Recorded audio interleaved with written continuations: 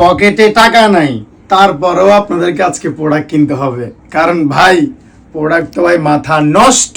যাই হোক, প্যারা নাই, প্রোডাক্টের কোয়ালিটি অনুযায়ী প্রোডাক্টের দাম হচ্ছে 1/3 প্যারা নিয়েন না ভাই, চলে আসুন ইনবক্সে, প্রচুর প্রোডাক্ট আছে, সাইজ অনুযায়ী দেখবেন, দাম 20-30 পিস নিয়ে ফেলবেন।